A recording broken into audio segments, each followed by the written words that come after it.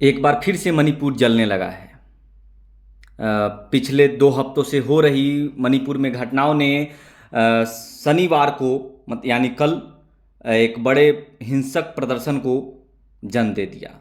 दरअसल 7 नवंबर को उग्रवादियों ने जिरीबाम में एक कैंप पर हमला करके 6 लोगों को अगवा कर लिया, जिसके बाद पिछले गुरुवार को उसमें एक महिला और 2 बच्चों के शव मिले।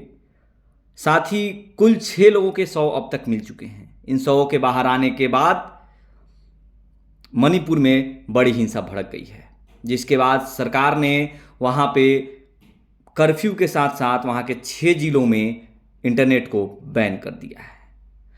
दरअसल कल हिंसा के दौरान हिंसक भीड़ ने सीएम एन वीरेन सिंह और कई मंत्रियों, विधायकों, बीजेपी विधायकों के घर पे हमला बोल दिया। ये हम सभी को पता है कि मणिपुर पिछले साल से ही जल रहा है। बीच में कुछ दिन शांति थी, लेकिन फिर से एक बार वहाँ पे ऐसी घटनाएं देखने को मिल रही हैं। दरअसल पिछले दिनों भारतीय अर्धसैनिक बलों ने एक अभियान के तहत कुछ उग्रवादियों को मार गिराया था, जिसकी संख्या लगभग 10 थी। जिसके बाद उग्रवादियों ने इस कैंप पे हमला बोला और ये कदम उठाया, लेकिन इससे बड़ा नुकसान नागरिकों का हुआ है। देश की एक महत्वपूर्ण राज्य के अंदर शांति की स्थिति फिर से खराब हो चुकी है। खैर, फिर से वहाँ पे आफ्सा लगाने के लिए एन वीरेन सिंह ने गृह मंत्रालय को लिखा है, लेकिन सवाल ये नहीं है। एक और घटनाक्रम के बारे में बताते हैं कि एक महिला जिसका शव बरामद किया गया था जला हुआ, 99% जला हुआ शव बरामद किया था, उसकी पोस्टमार्टम रिपोर्ट ने सबको चौंका दिया है।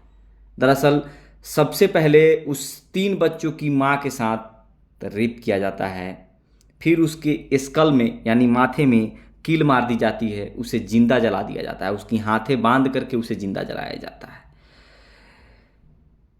इतनी भयावह पोस्टमार्टम रिपोर्ट थी कि हम आपको बता भी नहीं सकते हैं। लेकिन आखिरकार इस भयावह को जन्म कौन देता है?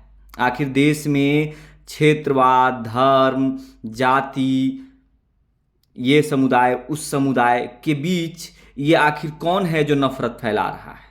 हम अपने अपने धर्म, अपने अपनी जाति के लिए बात उठाते उठाते अपने से आगे बढ़ जा रहे हैं, और जब भी कुछ हो रहा है तो हम सामने वाले को ये नहीं देख रहे हैं कि उसके साथ हम क्या करने जा रहे हैं। खैर, इस बात पे अब सरकार कितनी संवेदनशील है ये आने वाले कुछ दिनों में दिखाई देगी। आने वाले कुछ दिनों में ये पता चलेगा कि मणिपुर की जो घटना हो रही है, मणिपुर जो फिर से जलना शुरू हुआ है, भारत सरकार उसको लेकर के कितनी संवेदनशील है और क्या कदम उठाए जाते हैं, ये बड़ा देखना होगा। अब धन्यवाद।